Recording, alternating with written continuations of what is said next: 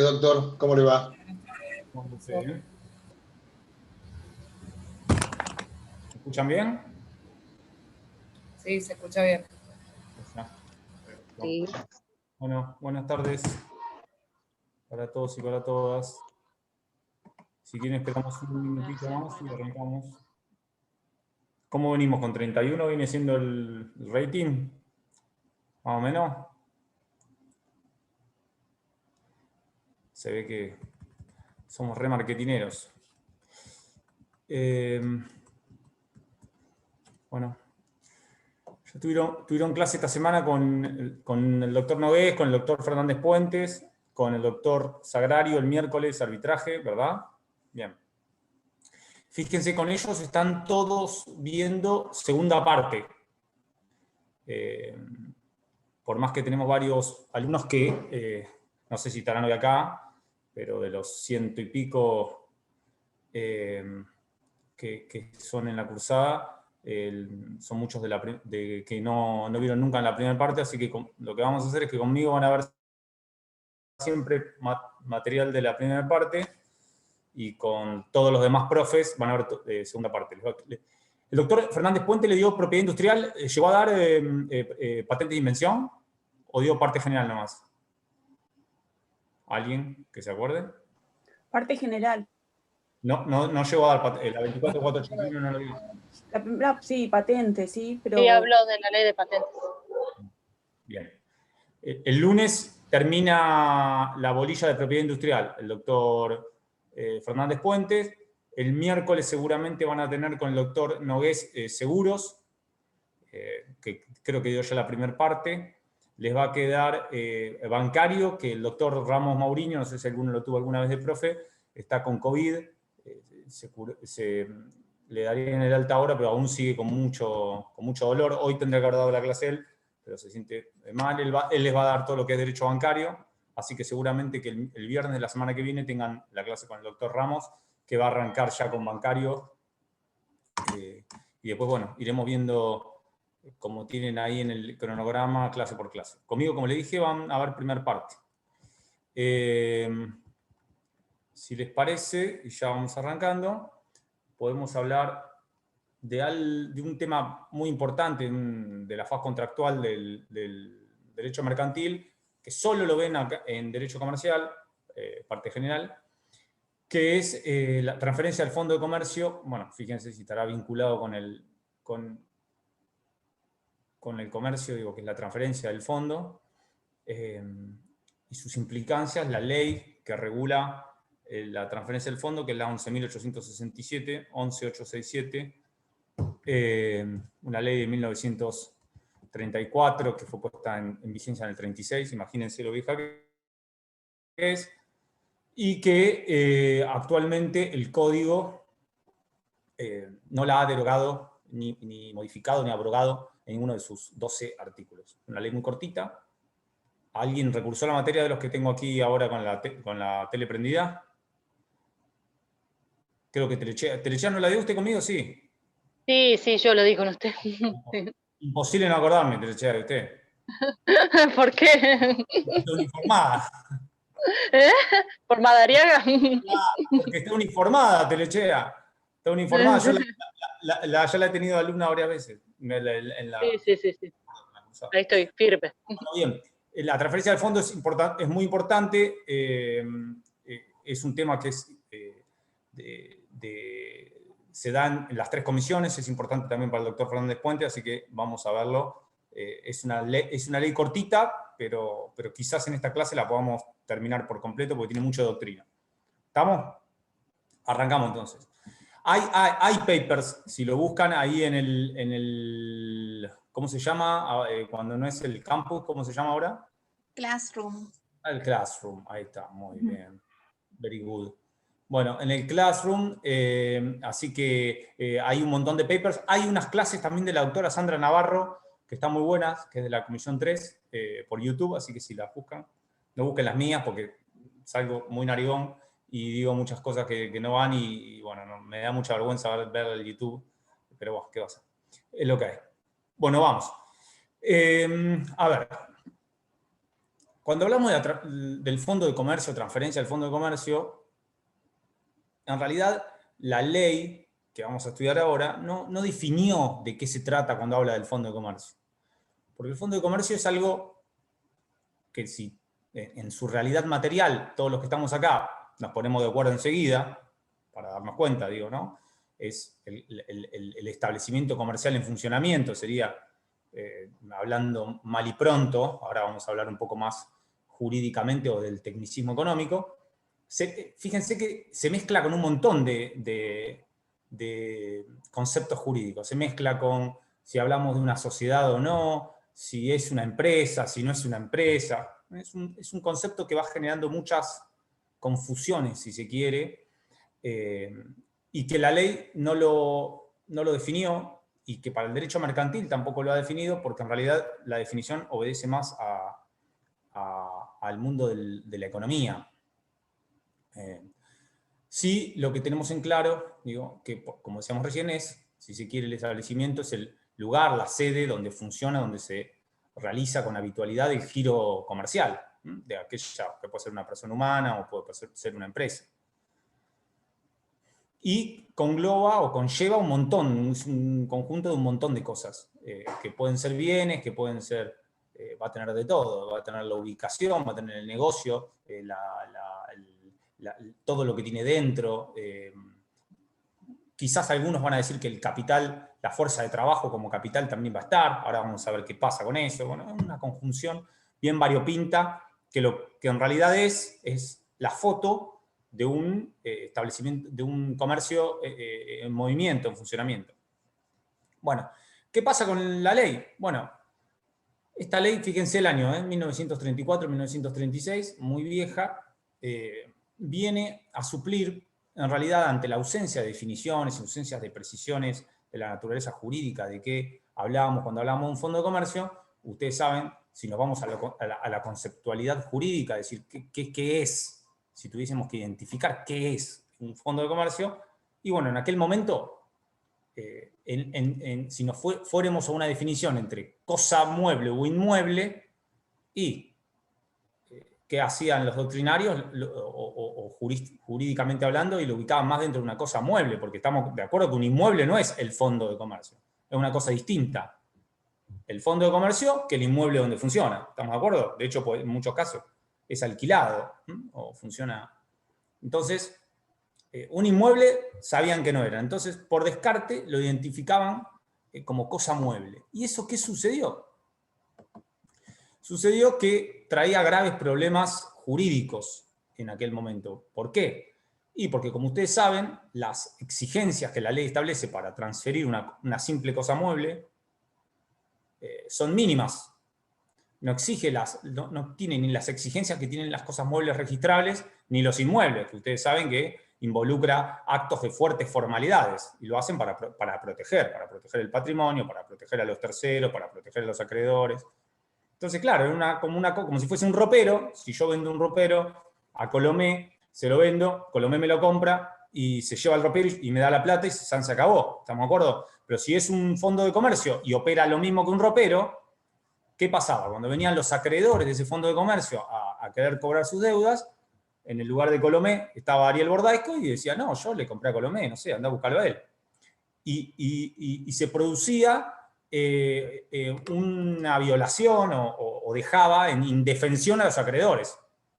Quedaban completamente en indefensión, porque se veían que quizás el activo más importante que tenía yo en mi patrimonio, con el que tendrían que ir, yo me había desobligado, me había deshecho del activo más importante de mi patrimonio sin ningún tipo de solemnidad ni protección a los acreedores. ¿Se entiende esto? Perfecto. Si no, díganme, lo explico de vuelta. Entonces, eso es lo que motivó la sanción de la ley. ¿Qué va a hacer la ley? La ley lo que va a hacer es, para que ustedes sepan, esta ley lo que hace es establecer un proceso o un procedimiento o un conjunto de actos publicitarios, un conjunto de actos, no sé si, no procesales, pero sí publicitarios, en los cuales las partes tienen que cumplir, el que transfiere el fondo y el que lo adquiere, o a cualquier modo título que lo adquiera, que si no cumplen, ambas partes van a ser solidariamente responsables respecto a los terceros acreedores. Es decir, el caso de Colomé, vamos a suponer que le acabo de darles recién. Si Colomé me compra a mí el fondo de comercio y cuando vienen los acreedores, si nosotros no cumplimos la ley 11.867, vamos a ser responsables ambos respecto a los acreedores. ¿Sí? ¿Por qué el legislador tuvo esta idea? Y lo hizo para proteger a ese acreedor del fondo de comercio. ¿Estamos de acuerdo? Para evitar de esto que decíamos recién. Entonces, generó un conjunto de actos que hay que cumplir. Y si no los cumplimos, la sanción que te impone la ley es la sanción de la solidaridad en cuanto a la responsabilidad. Es decir, nadie se desobliga, sino que tanto adquirente como enajenante van a responder frente a los acreedores. Por supuesto, los acreedores del fondo, después vamos a ver qué dice la doctrina sobre esto. Bien, hasta ahí sencillo, digo. Ahora, ¿qué pasa? La ley no definió qué es fondo de comercio. ¿Qué hizo la ley? La ley lo que hizo en su artículo primero es hablar de, si la tienen por ahí, la buscan en internet y la ponen de fondo. Lo que hizo la ley es establecer cuáles son, en su artículo primero, los elementos constitutivos del fondo de un establecimiento comercial o fondo de comercio. A los efectos de la transmisión. Fíjense, siempre he pensado en los efectos de la transmisión. Y hace una nómina, enumera un montón de elementos que serían los que integrarían el fondo de comercio. Enumera una cantidad que ahora lo vamos a conversar. Entonces no la definió, no definió fondo de comercio. Lo único que hizo es dar los elementos y el nombre, la existencia de mercaderías, el derecho al local, las patentes de invención, las marcas de fábrica, bueno, todo lo que entiende que involucra un fondo de comercio. Y dijo, bueno, todo esto, si hay todo esto, hay fondo de comercio. ¿Estamos? Eso es lo que hizo la ley. Ahora, ¿qué pasa? Por supuesto que la doctrina no se la dejó tan fácil y dijo, bueno, no, la verdad es que está bien lo que hizo la ley dio un marco para tratar de determinar, pero esto es insuficiente para determinar de qué hablamos cuando hablamos de un fondo de comercio. Y empezó a analizar la ley, por supuesto, y tienen múltiples autores que hablan de esto, hablan de la naturaleza jurídica del fondo de comercio, o cómo se integra hoy el fondo de comercio desde la faz conceptual. Y lo que van a decir la mayoría de la doctrina van a hablar de la palabra universalidad. Ahora lo vamos a conversar. Van a hablar de la universalidad. Universalidad. Van a decir que es esa universalidad de, algunos dicen, de cosas materiales o inmateriales, otros hablan de cosas y derechos.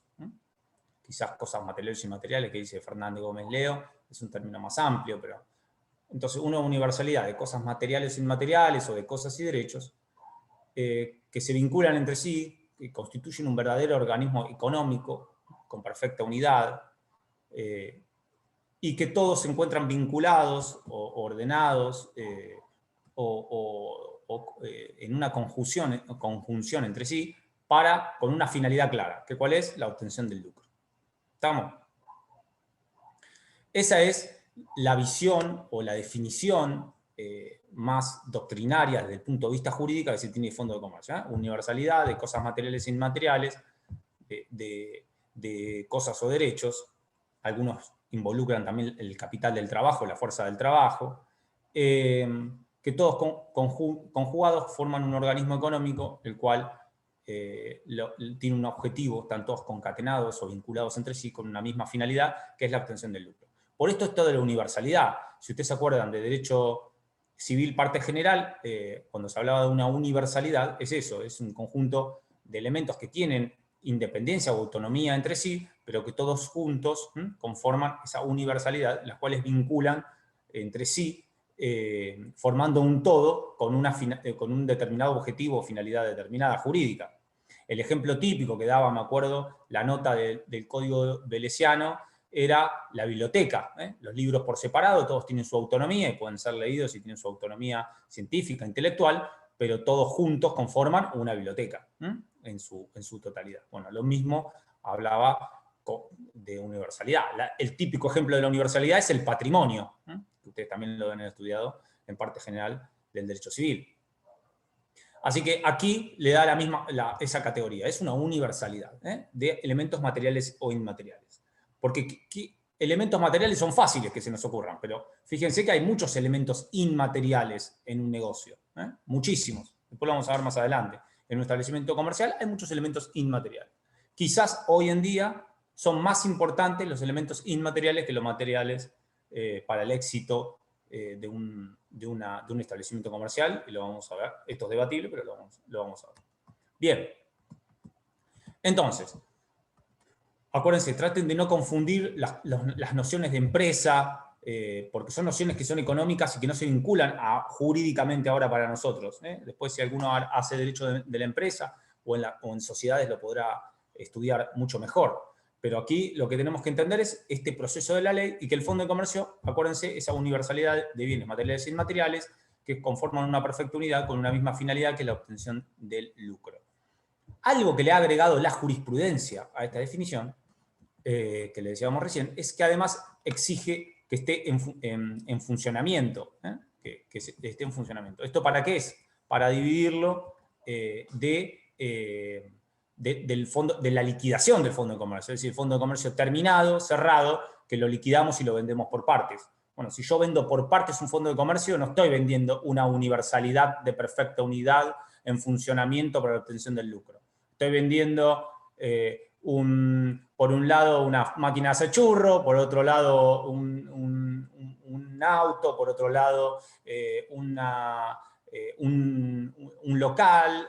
¿Se entiende lo que quiero decir? Eso es una liquidación por separado, no es la venta, la transferencia a un fondo de comercio. Para la transferencia del fondo de comercio tiene que dar lo que dijimos y conversamos recién. ¿Estamos? Bueno. Entonces, la universalidad, bueno, está todo integrado por individualidades que tanto vinculadas a un mismo interés o finalidad, que eso ya lo hablamos. Ese es el criterio jurídico. Si se les pregunta cuál es la naturaleza jurídica o conceptual del Fondo de Comercio, es jurídicamente hablando. Ahora, la ley no lo define, la ley lo que hace es establecer los elementos constitutivos del Fondo de Comercio, que ahora lo vamos a conversar. Lo que sí es importante para que ustedes sepan es que cuando nosotros estudiamos esta ley, la ley no modifica en nada el derecho común, en nada, y ahora lo vamos a ver, ni vinculado a las relaciones interpartes, ni vinculado a los efectos que pueda producir la faz contractual de esa transferencia de Fondo de Comercio. Lo que va a hacer la ley, y esto es importante que lo sepan porque es el principio que tiene que regir el estudio que ustedes hagan de la ley, es exclusivamente la obligatoriedad, entre comillas, porque en realidad no es obligatorio, sino es una carga, de cumplir el procedimiento que la ley establece, porque si no hay una sanción, que la sanción es la responsabilidad solidaria que tienen ambas partes. ¿A qué voy con esto? Por ejemplo, si yo compro el Fondo de Comercio a Colomé, ¿qué vamos a firmar con Colomé? Un contrato de compraventa. Y si firmamos un contrato de compraventa, no vamos a seguir por las disposiciones de ¿qué? Del contrato de compraventa en el Código Civil y Comercial, no de esta ley. ¿Estamos de acuerdo? La ley lo único que va a hacer es imponernos un proceso que Colomé y yo vamos a tener que cumplir, y si no lo cumplimos vamos a ser solidariamente responsables ante los acreedores. ¿Estamos? Bien. Vamos al artículo primero, como les decía recién. Bueno, el artículo primero, ustedes, si lo están leyendo por ahí, lo tienen en la compu abierto, van a ver que dice, son elementos constitutivos de un establecimiento comercial o fondo de comercio, a los efectos de su transferencia a cualquier título, y empieza a enumerar elementos constitutivos, ¿no? Dice la existencia de mercaderías, como las instalaciones, el nombre y enseña comercial, la clientela, el derecho al local, las patentes de invención, y al final dice, y todos los demás derechos derivados de la propiedad comercial, industrial o artística. Bien. ¿Qué va a decir la doctrina? Hubo grandes debates de esto, yo se lo voy a recontra simplificar porque hoy la verdad que no tiene ningún tipo de sentido, pero esto significa que lo que va a decir la doctrina es que esa llave final, como ustedes saben, en el derecho siempre pasa eso, esa llave final permite que entren otros elementos. O sea, al adherir y demás derechos comerciales, etcétera, lo que va a hacer es permitir que esta enumeración que hace el artículo primero sea simplemente enumerativa no taxativa. ¿Estamos? Entonces, puede haber otros elementos del fondo de comercio. No es que son los únicos y son constitutivos. Es una lista simplemente enumerativa no taxativa. Por lo tanto, de hecho, va a haber otros que puedan ser incorporados con posterioridad, que entren dentro del sistema, siempre y cuando, ¿qué vamos a tener que tener en cuenta nosotros? Que se transfiere una universalidad de bienes materiales e inmateriales que funciona como organismo económico de perfecta unidad y que están funcionando para obtención del lucro. ¿Estamos? Puede que le falte alguno de los elementos que están acá, pero si yo transfiero ese sistema, ese organismo económico funcionando, estoy transfiriendo un fondo de comercio y tengo que respetar la ley 11867. ¿Por qué es importante todo esto? Para eso, para saber cuándo aplico la ley y cuándo no la aplico. Bien. Instalaciones, mercaderías, nombre comercial, enseña comercial, clientela, derecho al local, patentes de invención, marcas de fábrica, dibujos y modelos industriales. Bueno, eso es toda la nómina que hace el artículo primero. Fíjense ahí, fácilmente podemos dividir bienes materiales de inmateriales. ¿Sí? Si hablamos de materiales, diríamos, las instalaciones serían bienes materiales. ¿Estamos de acuerdo? Cuando hablamos de instalaciones, bueno, ustedes ya saben de qué hablamos. No hablamos del inmueble, sino que hablamos de todo lo que rodea ese fondo de comercio. La cartelería, todas las maquinarias, bueno, todo lo que ustedes imaginen depende, por supuesto, la actividad comercial de la que estemos hablando, ¿no? Pero todo lo que vincula, no el inmueble. Segundo, las mercaderías. Bueno, por supuesto que el típico establecimiento comercial es compra-venta de mercaderías, quizás es el ejemplo más lógico. Por lo tanto, imagínense que las mercaderías es parte del activo, dentro del inventario, es parte del activo del comercio, involucra, por supuesto, las mercaderías, si produce, las que están en vías de producción, la mercadería terminada, es el stock, como vulgarmente se le dice, y es parte del activo del negocio. Esto, si se quiere, serían, fíjense, los más importantes materiales. Ahora, todos los demás son inmateriales, porque el nombre comercial, en realidad, es inmaterial.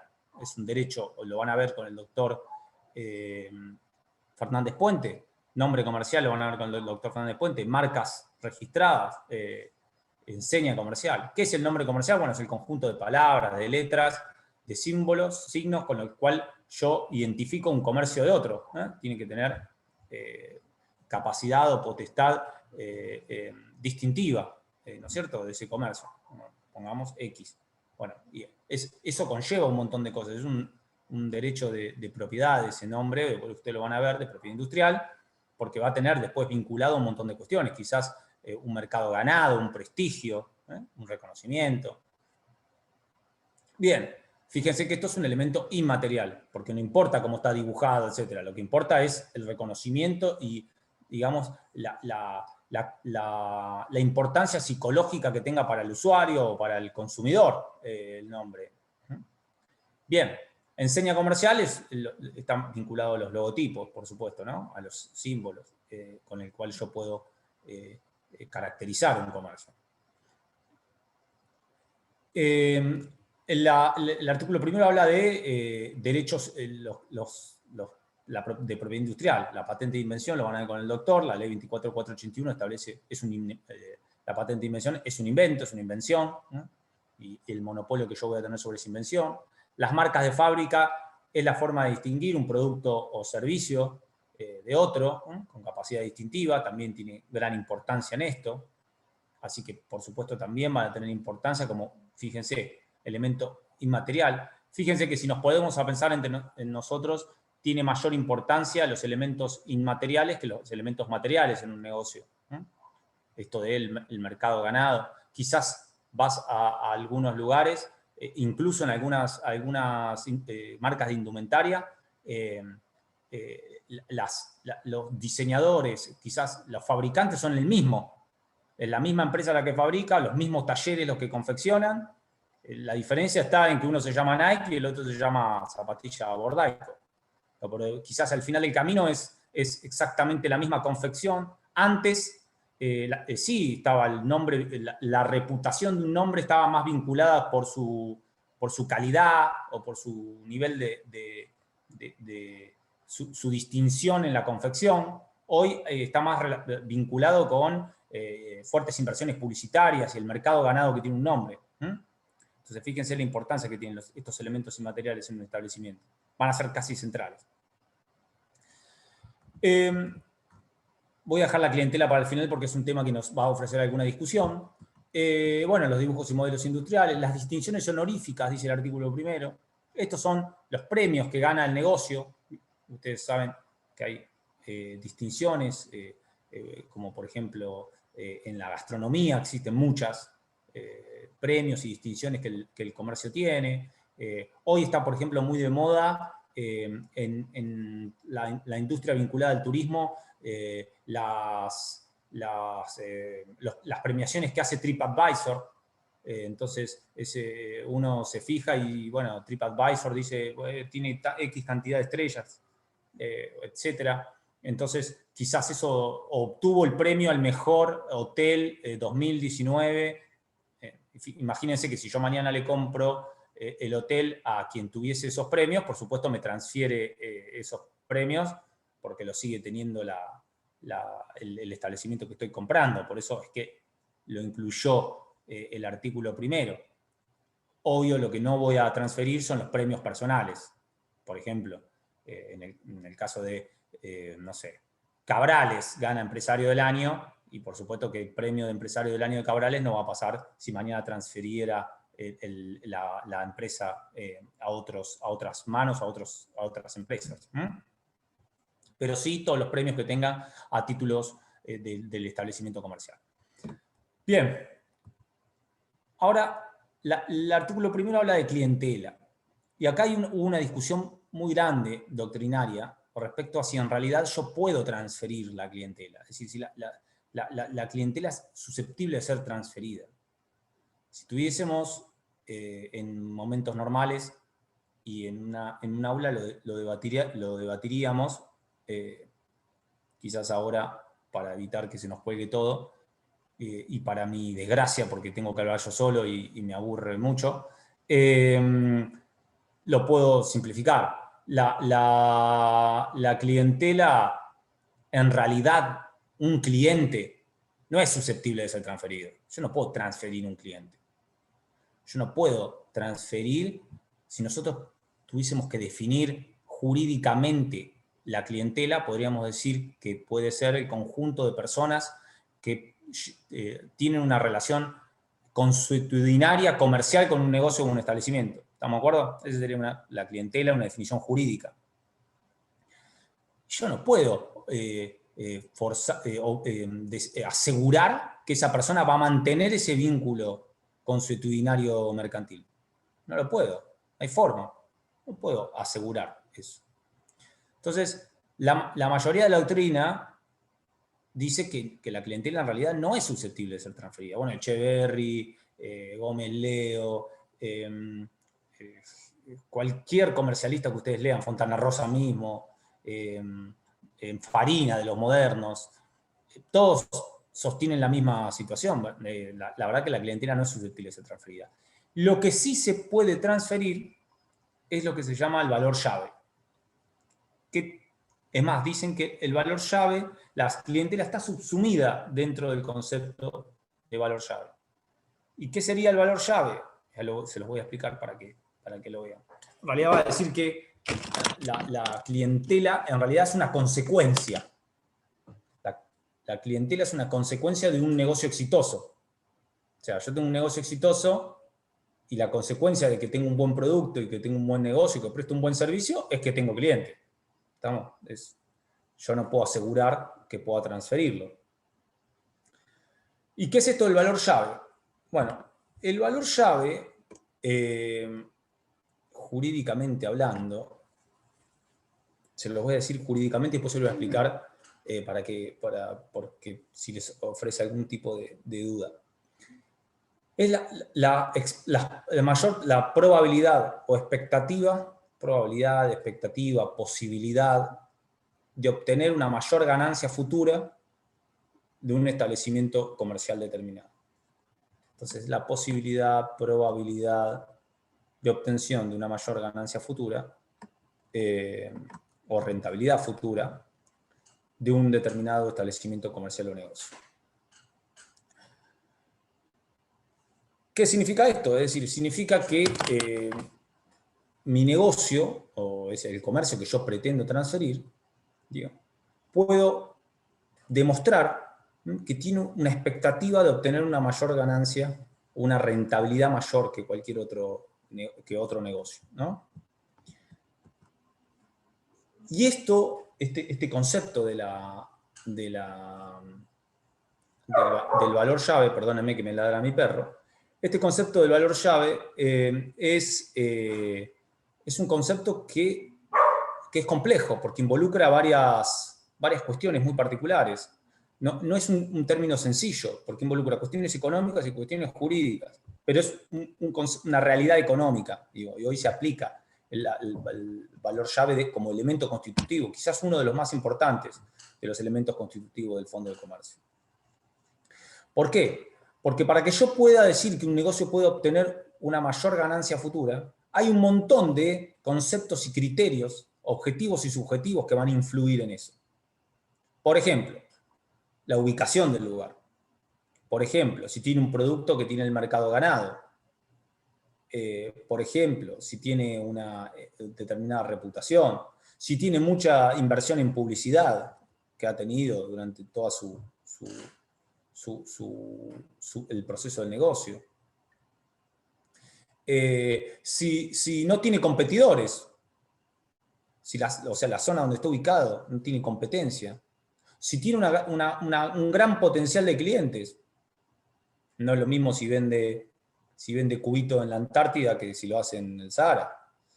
Entonces, un montón de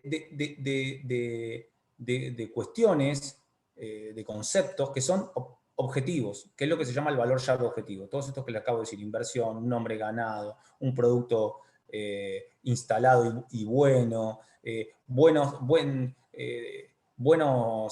recurso humano, un capital humano muy bueno, bien formado, capacitado. Bueno, un montón de cuestiones que son objetivas, que le dan potencialidad a ese negocio por sobre otro. Y hay cuestiones que son subjetivas, que están vinculadas directamente con el quien dirige, ya sea el empresario o empresaria, o el titular del negocio. Porque ese titular del negocio puede ser más inteligente, previsor, buen capacitador, puede tener buena línea de crédito, o puede tener fuerte espalda de inversión. Entonces va a depender mucho también de cuestiones objetivas y subjetivas. Ahora, de eso, está claro que ese es el resultado entre los factores del sujeto o persona que dirige y los colaboradores, y los componentes básicos de ese fondo de comercio, esos criterios objetivos, va a surgir la medida de que el negocio sea próspero. Muchas veces no está concatenado, pero es una conjunción, ¿no? Una conjunción compleja de todo. Quizás un negocio mejor ubicado va a tener más probabilidades, pero quizás hay muchos negocios que a todos se nos ocurren aquí que, no estando tan bien ubicados, igual son muy exitosos. Entonces, fíjense, no es una fórmula única para todos, sino que va a ser de medición y que va a involucrar criterios objetivos y subjetivos. Por supuesto, el valor llave, si yo tengo todas estas condiciones, es posible, fíjense lo que decíamos de la clientela, es posible que tenga más clientes. Por ejemplo, yo no podría, no sé, vamos a poner algún ejemplo, siempre pongo los mismos y voy a tratar de poner algún otro ejemplo, pero si yo mañana dijese, no es lo mismo la cafetería La Fonte, en términos, La Fonte no me puede asegurar que no me puede transferir cliente, pero sí me puede transferir todos estos criterios objetivos y subjetivos. ¿Estamos de acuerdo? Es decir, que llevando el proceso medianamente razonable, tengo un montón de cuestiones de este valor llave. Tiene un nombre instalado, producto instalado, una impresión en publicidad, un personal capacitado, un nombre instalado en la ciudad, buenas ubicaciones, un montón de cosas que en su conjunción serían el valor llave. No es lo mismo comprar un café de esas naturalezas que comprar el café Bordaisco en Champagnat y Juan B. Justo. No sería lo mismo, o quizás sí, pero no, o quizás sería mucho más quizás pareciera ser, desde el punto de vista de la potencialidad, que una fonte puesta en Juan B. Justo y Champagnat puede tener mayor probabilidad y posibilidad de obtener una mayor ganancia futura que el café Bordaisco. Después la realidad nos dirá lo mismo u otra cosa. ¿Hasta acá se entiende esto? Los factores objetivos obviamente son recontra fácilmente transferibles. Yo te transfiero la ubicación, te transfiero un producto, te transfiero un nombre ganado, te transfiero un personal capacitado. Bueno, ahí está claro que los criterios objetivos son fácilmente transferibles. La dificultad se da con los subjetivos. ¿Puede un empresario transferir, o una empresaria transferir sus habilidades? Y no, eso no lo va a transferir. Por supuesto que no lo va a transferir. Lo que sí dice Echeverry, si lo leen, es que él dice que lo que sí se produce, por más que no se transfiera los elementos subjetivos del Fondo de Comercio, o no los elementos subjetivos del Fondo de Comercio, sino el valor llave subjetivo, el que hace a quien conduce esa empresa.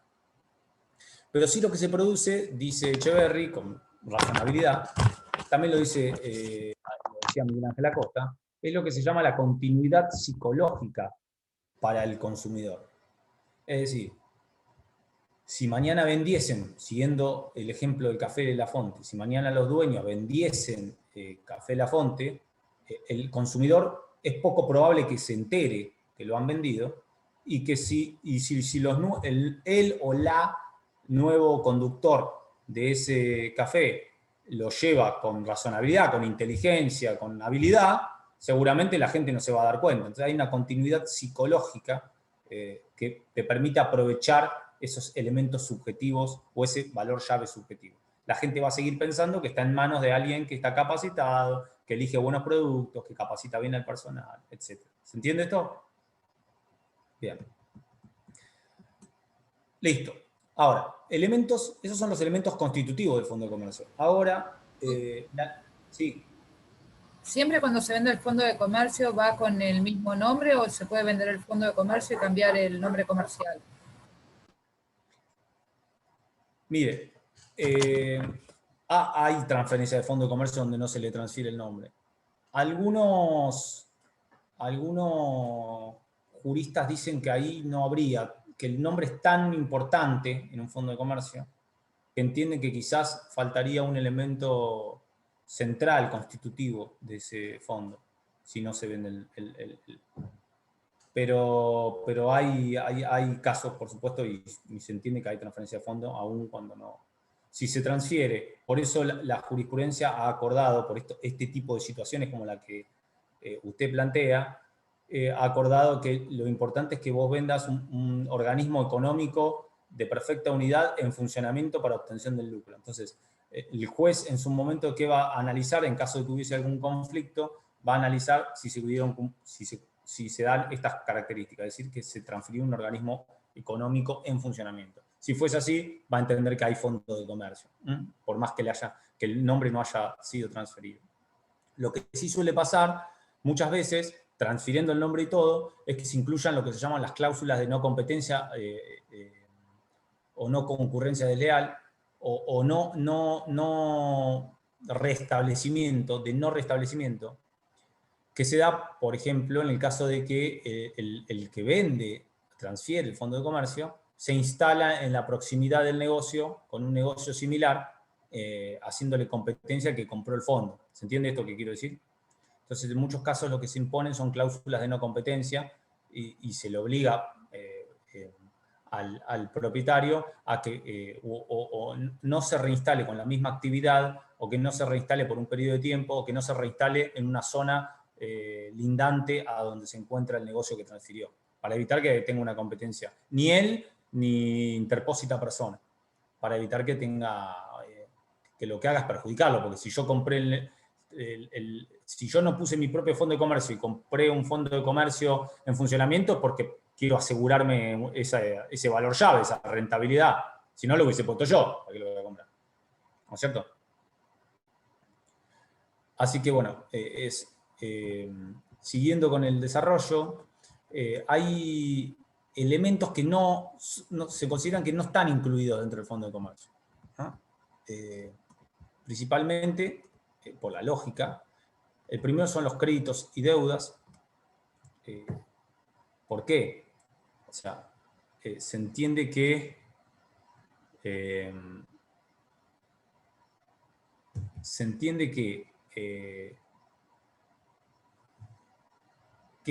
el sistema, este procedimiento que establece la ley 11.867, lo que hace es, lo vamos a ver, no en esta clase porque no vamos a llegar, pero en la próxima, lo que hace es obligar a que los acreedores del fondo queden desobligados antes de la venta.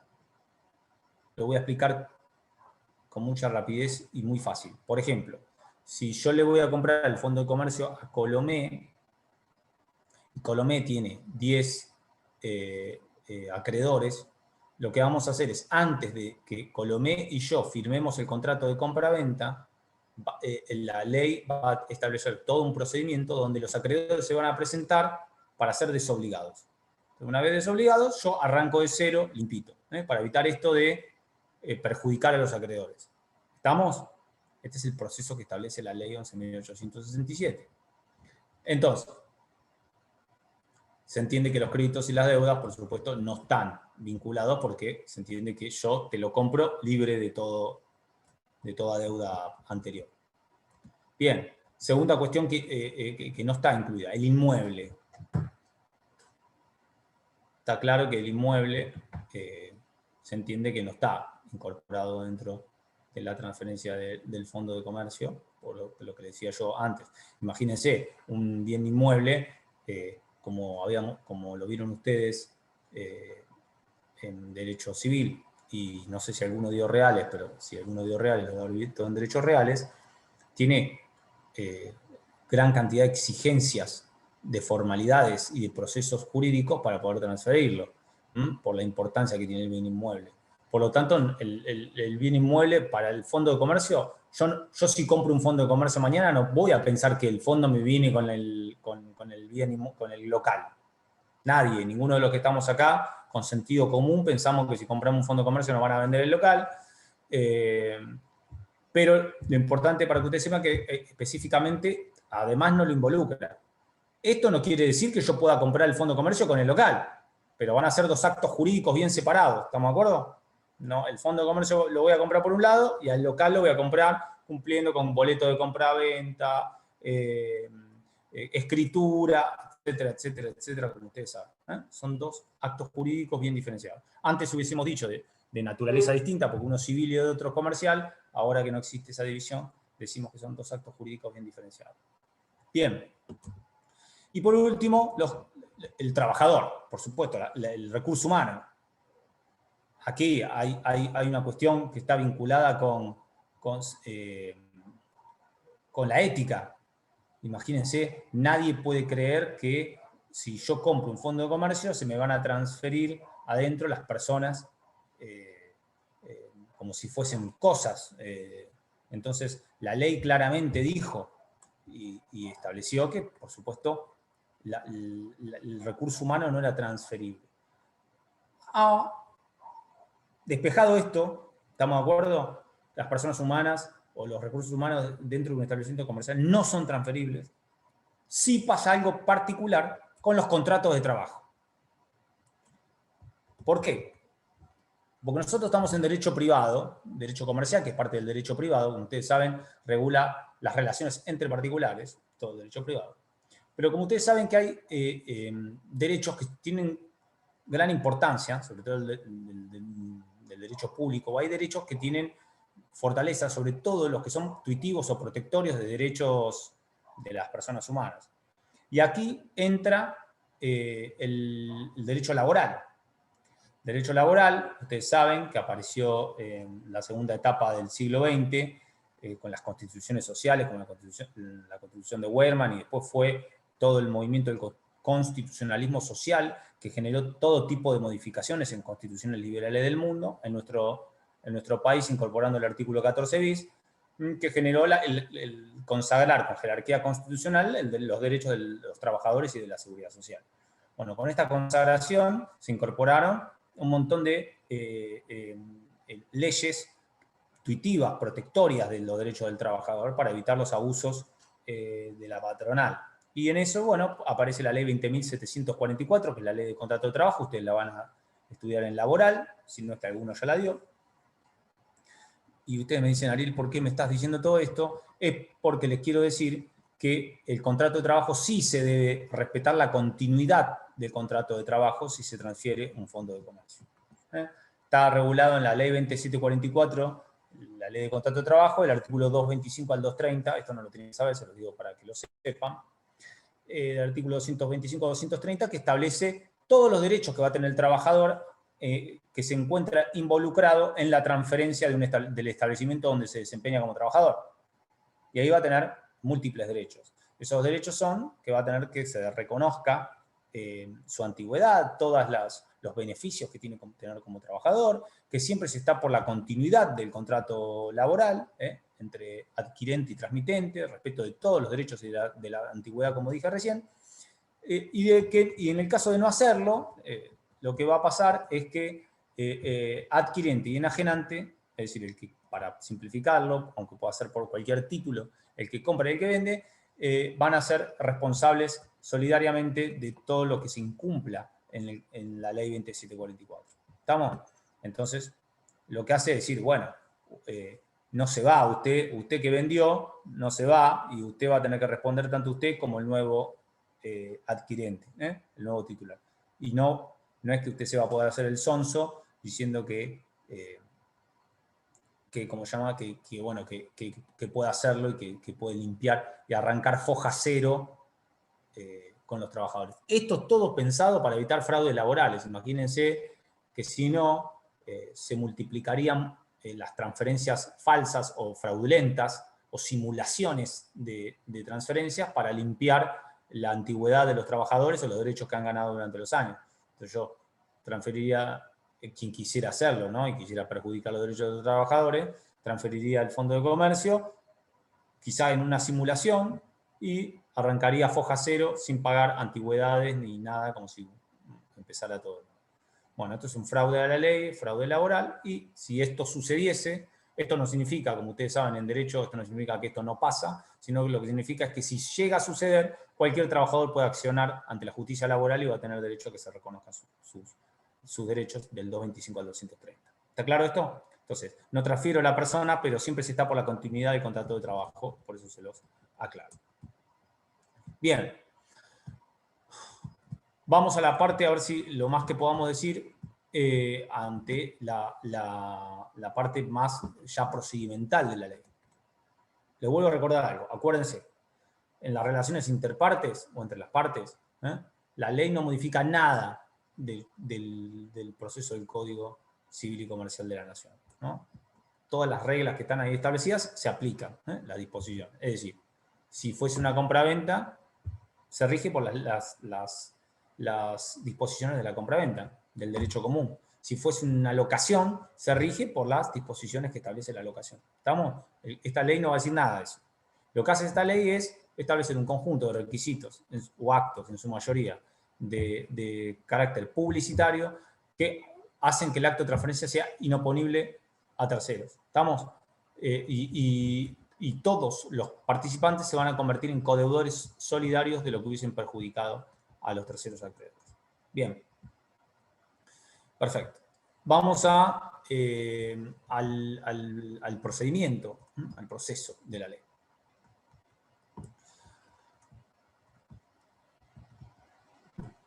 Ustedes lean del artículo 2 al 12, el 1 es los elementos constitutivos, del 2 al 12 están todos los demás.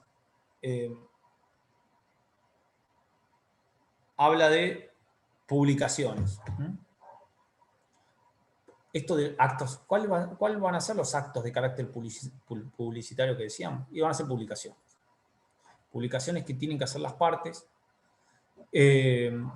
para que los terceros se enteren. Es decir, yo tengo que publicar para que los terceros puedan enterarse.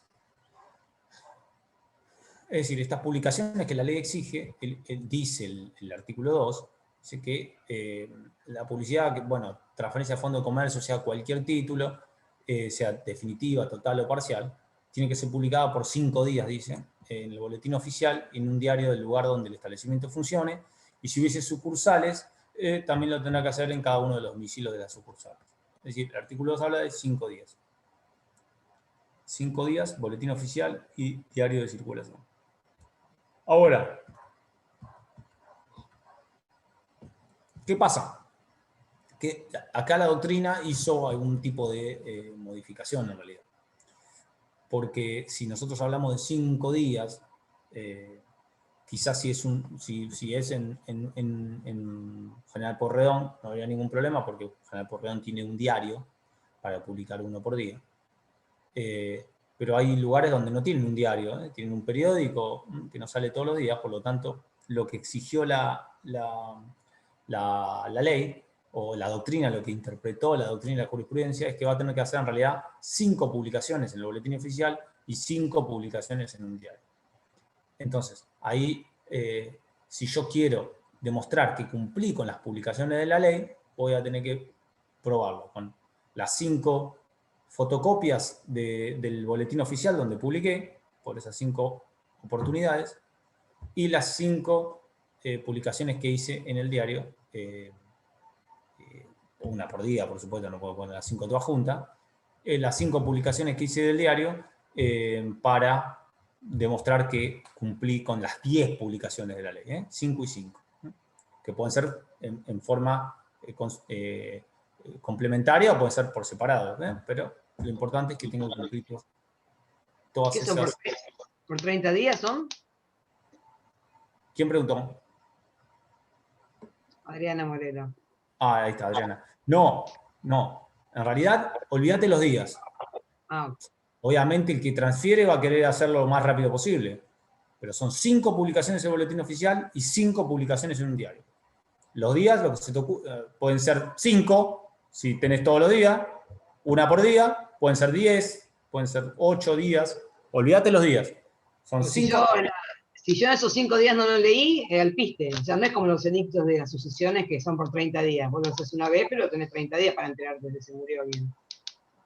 Vos tenés que publicar, después va a haber todo un operatorio, vas a ver que no están al piste.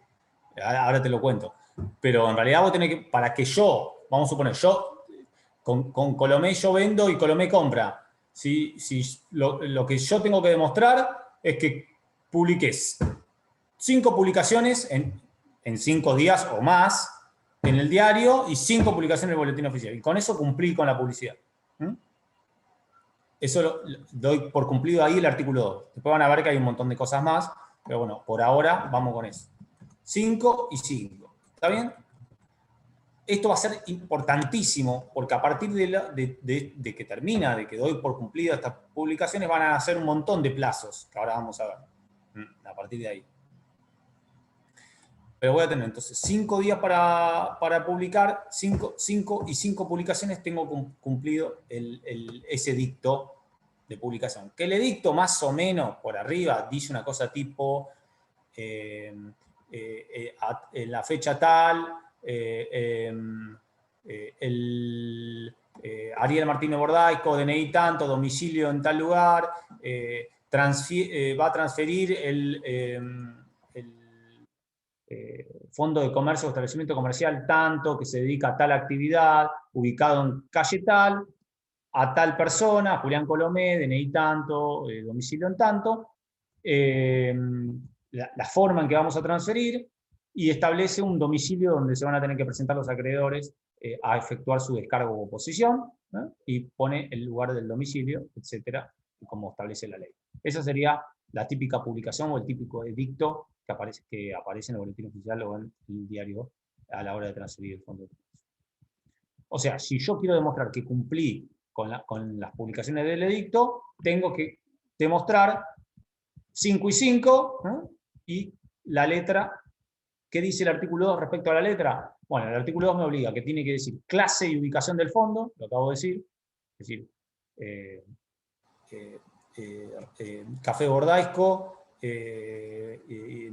ubicado en Champagnat XXX, nombre y domicilio del vendedor, ya te lo dije, del comprador, del martillero o el corredor, si es que interviene un martillero, si es por remate o quién es el escribano, perdón, que interviene, puede ser un abogado también. Eso es lo que exige solamente el artículo 2. Bueno, el costo, por supuesto, el costo del pago de todos los edictos, que son muy caros, como ustedes saben, lo va a tener que hacer el vendedor. Puede hacerlo el comprador a costa del vendedor, pero paga el vendedor. ¿Estamos ahí? Edictos, ¿qué contiene? ¿Cómo son? ¿Cuántos son? ¿Cómo se hace? Bien. Fíjense, acto de publicidad. ¿Esto para qué es? Fíjense, la ley de 1936, ¿esto para qué es? Para decir, bueno, estoy vendiendo, che, vengan, preséntense, o pónganse. Voy a prender la luz porque ya estoy en la oscuridad. Bien. Segunda cuestión importante en esto del proceso de la ley. La llamada lista de acreedores. ¿Qué es esto de la lista de acreedores?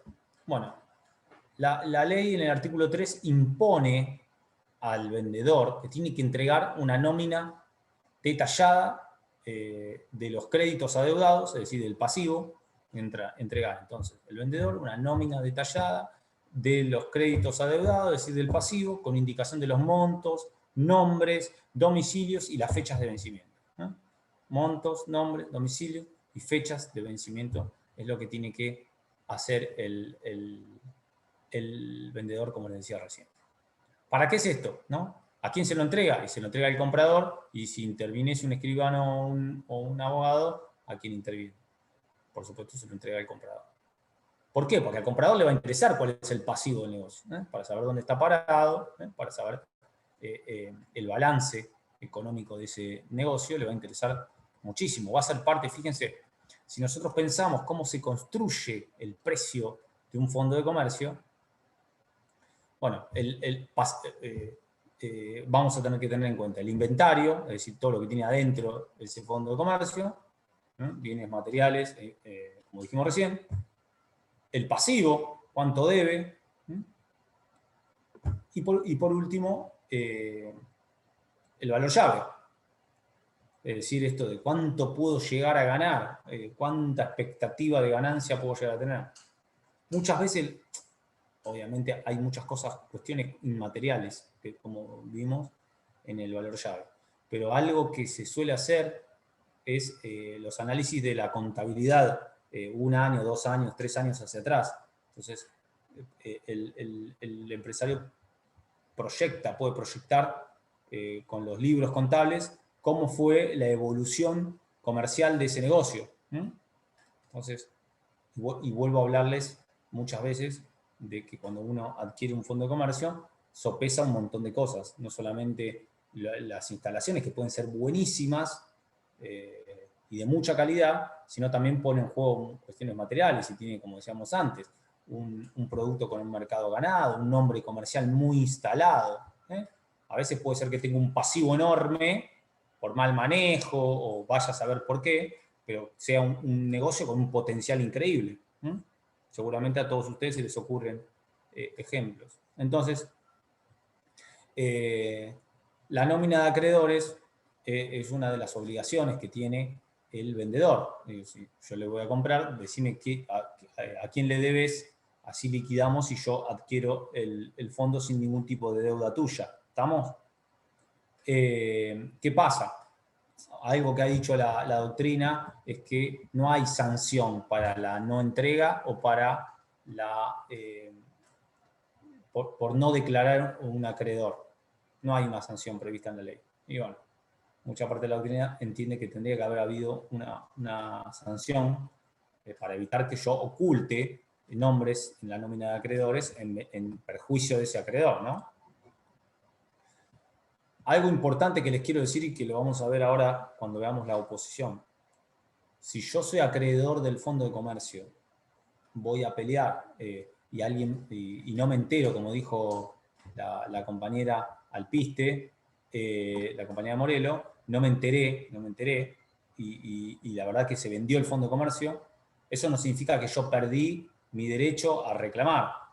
El problema que voy a tener es que no voy a poder reclamar con el activo que significa el negocio, pero voy a poder ir contra todos los bienes y contra todo lo que obtuvo el titular, estamos de acuerdo, el que me debe. Eso no pierdo de ninguna manera, de forma alguna, mi derecho a ir a exigir el cobro contra el titular. Eso no lo voy a perder, ya sea que sea persona humana o persona jurídica. Así que contra él voy a poder ir siempre. Pero este sistema hace que yo pueda desobligarme rápidamente. Bien, vamos a la oposición. Esto de la oposición es como se le dice al derecho que ejerce el acreedor, esto de presentarse para que lo desobliguen, y para rápidamente quedar desobligado, y de última, si quiere después continuar la vinculación laboral, la continúa, la vinculación comercial la continúa, y si no la quiere continuar, no la continúa. Bien, entonces, ¿qué hacen los acreedores del enajenante, del que vende? Digo vendedor, puede ser a cualquier título, pero digo vendedor para simplificar la explicación. ¿Qué hacen los acreedores del vendedor? Bueno, se tienen que presentar para oponerse. Ese acto de oposición no impide la transferencia del Fondo de Comercio, en lo absoluto, en nada. ¿No? Ni la pausea, ni la suspende. No. Lo que sí obliga, o sea, me presento a oponerme, no es que me opuse y es como en los casamientos que grita y dice me opongo y no te casaste nada y pasaste un verano tremendo. No sé si a alguien alguna vez le pasó o eso lo de la película, pero debe ser fatal. Yo no me casé, así que vengo bien. Esta oposición que hace no suspende en lo absoluto el proceso. Lo que hace es obligarme a desobligarlo. ¿Y cómo lo desobligo? Le deposito el crédito. Se lo voy a depositar para que él después va a poder embargar ese monto que yo deposité. Pum, chao. Ese depósito, con eso voy a decir, listo, vos vaya, cóbrese y yo ya no tengo nada que ver. Fíjense el sistema. Todavía, en los términos, aunque en la práctica muchas veces se firma un papel, todavía no se firmó nada porque este proceso es para desobligar a los acreedores antes que yo firme. Bien. ¿Cómo es la forma de la oposición? La ley no dice nada. Aunque generalmente se hace por escrito y se suele acompañar la documental respaldatoria. Es decir, la ley no dice nada en ninguna parte de su articulado, ni el 3, ni el 4, ni el 5. Pero generalmente yo acompaño el título respaldatorio, ya sea cualquiera. Un asiento hecho en un libro, un contrato, un recibo, lo que a usted se le ocurra, para decir, che, me debe. Bien. ¿Por qué plazo pueden oponerse? Cusín, la estoy matando, la veo aburridísima. Haga un esfuerzo, le pido por favor. Perdón, profe, estoy desde las 6 de la mañana despierta. Perdóneme, y me tiene que bancar a mí. Pero bueno, ¿qué le va a hacer? La veo que no da más. Pero bueno, igual le respeto que está con el cosito prendido. Por lo menos da la cara, que eso es importante. No me la apaga y está durmiendo del otro lado. Así que vale doble. Bien, vuelvo al plazo. 10 días. Los 10 días es el plazo en que yo puedo presentarme para oponer. ¿A partir de cuándo se corre ese plazo de 10 días? De la última publicación. Acuérdense, los 5 y 5, 5 en el boletín, 5 en el diario. La última, ping, empieza a correr los 10 días para que yo oponga. Me presente y me oponga a la venta, pero en realidad es para que me desobligue. Bien, ¿dónde? ¿Cuál es el lugar? Bueno, el que está publicado en el edicto. Generalmente los edictos dicen el domicilio de oposición. En realidad la ley no específicamente no lo exige, pero en una interpretación integral del artículo 2 y el artículo 4, la mayoría de la doctrina ha interpretado que sí, que tiene que estar en el edicto. Así que el edicto debe decir dónde yo me presento a oponer. Bien. Perfecto. Depósito. Esto del depósito, que me depositan el monto, ¿dónde se deposita? Bueno, se deposita en el banco de depósitos oficiales, en una cuenta especial, banco de depósitos oficiales, en una cuenta especial, a la orden del juez civil y comercial que es competente, y a la cuenta del vendedor, y por cuenta del vendedor. ¿Está? Banco de depósitos oficiales, en una cuenta especial, a la orden del juez civil y comercial, y por cuenta del vendedor. ¿Cuál es el banco de depósitos oficiales? Bueno, es el Banco Provincia, el sede de tribunales. Acá en Mar del es el que está ahí en Brown, entre Buenos Aires y Tucumán, si no me equivoco. Sí, Buenos Aires y Tucumán. Bien, que de noche es muy poco amigable. Bien, entonces, en ese caso, bueno, los depósitos tienen que depositar y desobligar. Siempre tiene que depositar y desobligar el comprador. Siempre, pum, deposita. Aquí hay una discusión respecto a los tipos de acreedores. La doctrina, esto en la ley no lo dice nada, la doctrina divide en distintos tipos de acreedores, que voy a aprovechar para decírselos. En este momento me parece el oportuno, pero es un análisis completamente doctrinario, no está en la ley.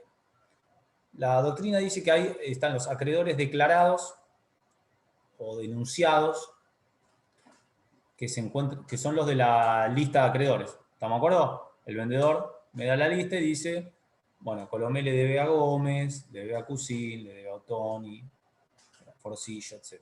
Bien. Esos son los que están declarados en la nómina, ¿se acuerdan? Esta nómina detallada del pasivo que el vendedor tenía que dar. Bien. Ahora, hay acreedores no declarados, pero posteriormente reconocidos.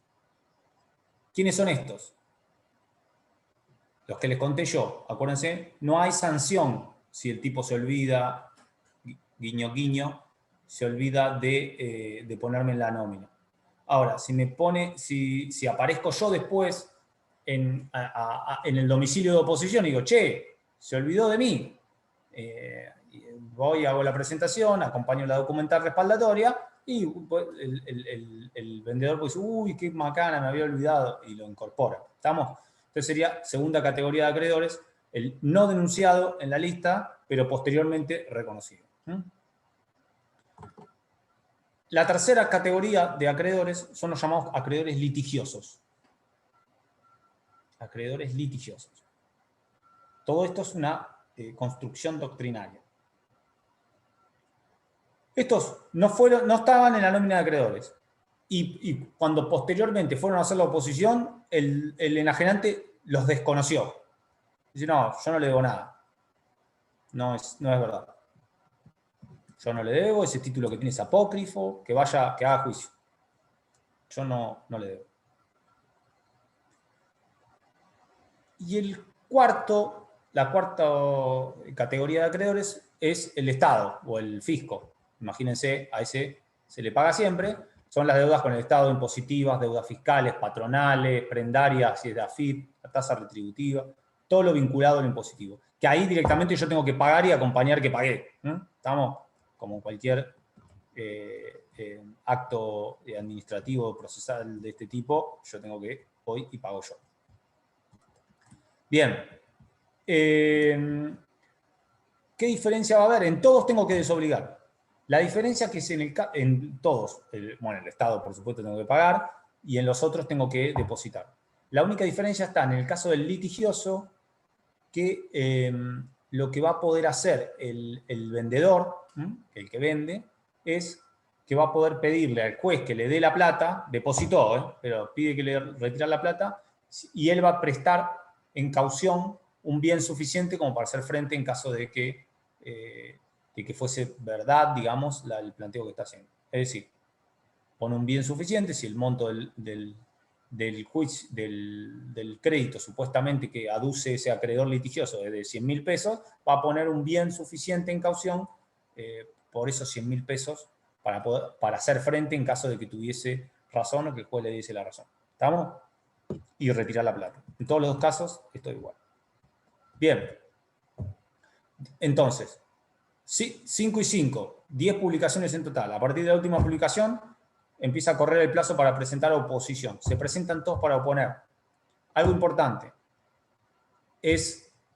corre para todos por igual. Es decir, si, el vendedor tiene que depositar. Si no deposita, si retiene el pago de alguno, no termina de correr el plazo para todo lo demás de lo que va a seguir ahora posteriormente. Entonces es importante que desobligue a todos.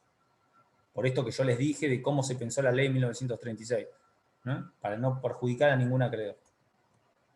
Una vez cumplido con esto, terminado el plazo, este plazo de 10 días, no aparecieron acreedores, o aparecieron los acreedores, se desobligó a todo el mundo, a partir de ese momento nacen dos plazos más nuevos, ¿no? El primer plazo que nace de ahí es un plazo de 10 días para firmar el contrato. Acuérdense, todavía el contrato no se firmó. Un plazo de 10 días para firmar el contrato.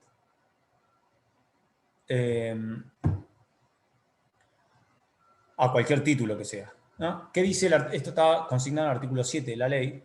Por supuesto, a partir de ese momento nace para firmarlo. Lo único que exige es que el contrato se firme por escrito, sea por escrito, o sea, instrumento privado, escrito, y pide que sea inscripto en el registro público, antes público de comercio, ahora registro público. ¿Estamos?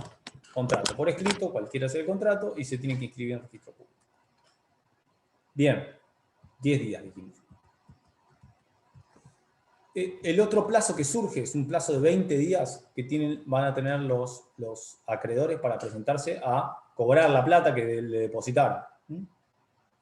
Entonces, tienen un plazo de 20 días, en plazo de 20 días se van a presentar para reclamar su plata, acompañando la documental, diciendo que ya están reconocidos para que le libren el pago que le corresponde de su crédito.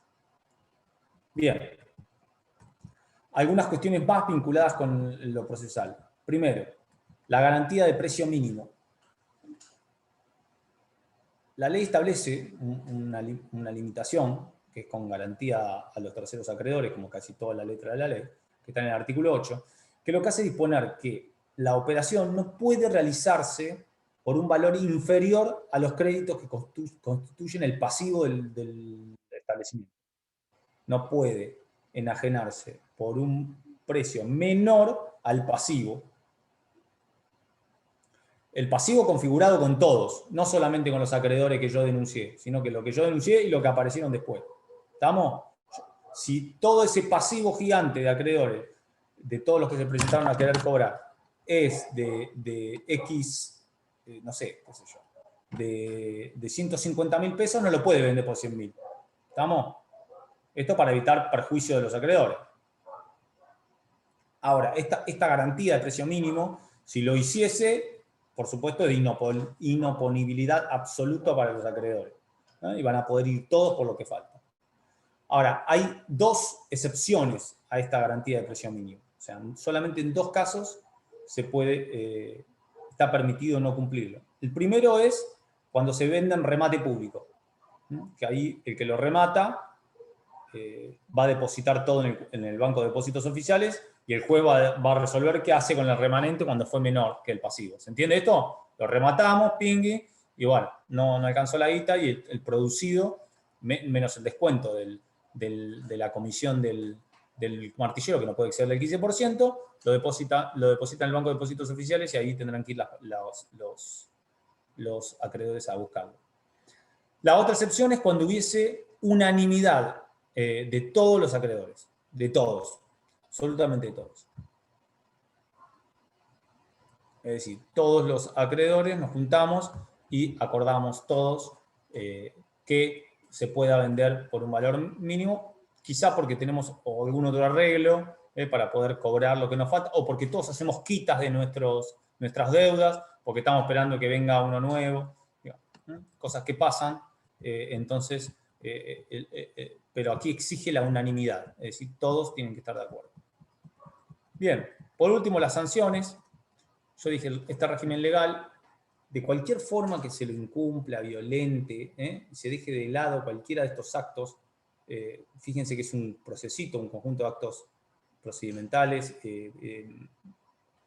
publicitarios, que si yo no cumplo, lo que va a pasar es la responsabilidad solidaria.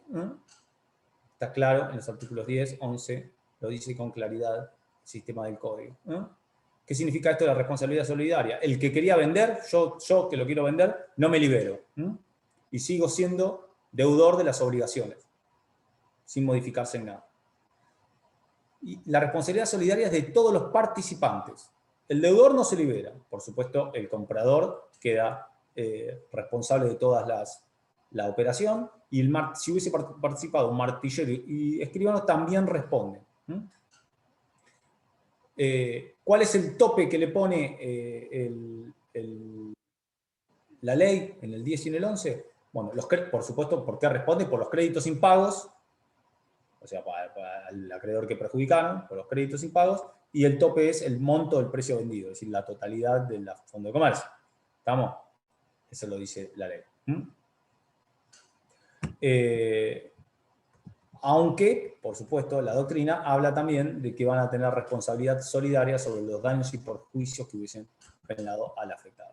Bien, por último, esa transferencia que yo hice, cumpliendo con toda la normativa, el contrato que firmé después de desobligar a todos, lo tengo que inscribir en el registro de comercio en un plazo de 10 días. La inscripción es meramente publicitaria, no es una inscripción constitutiva, como ustedes han visto muchas otras en el derecho, pero bueno, es también la ley en el artículo 12 exige la inscripción. Entonces, 5 y 5 para las publicidades, boletín oficial diario. A partir de 5 y 5, 10 días para oposición, con todo el sistema de oposición que dijimos y las tipologías de acreedor. Cumplidos los 10 días, desobligamos a todos o nadie se presentó, nace un nuevo plazo de 10 días para firmar el contrato, y en el otro caso 20 días para que van a tener cada uno de los acreedores para lograr el pago y el cobro. Garantía de precio mínimo, con las excepciones que vimos, y la clara sanción, en cuanto a la inoponibilidad hacia terceros acreedores, en caso de que se incumpla en cualquier parte de la letra, y por último la inscripción del registro público. ¿Se entendió? Lo dije muy rápido, pero ¿estamos? Después le pegan una leída a la ley, cerramos, nos alcanzó el tiempo para cerrar todo este tema. Bueno, el lunes tienen con el doctor Fernández Puente, Propiedad Industrial, el miércoles con el doctor Nogués Seguros, y el viernes con el doctor Ramos, si Dios quiere y el COVID lo deja mejor, con el doctor Ramos arrancarían el módulo bancario. Buen fin de semana, beban con moderación. Gracias, igualmente. Cumplan el distanciamiento social previo obligatorio, por favor. Hasta luego. Hola, Virginia. Hasta luego. Gracias, doctor. Que tenga buenas noches. Hola, Adri. ¿Cuánto tiempo? Estás igual. Me queda poco la semana.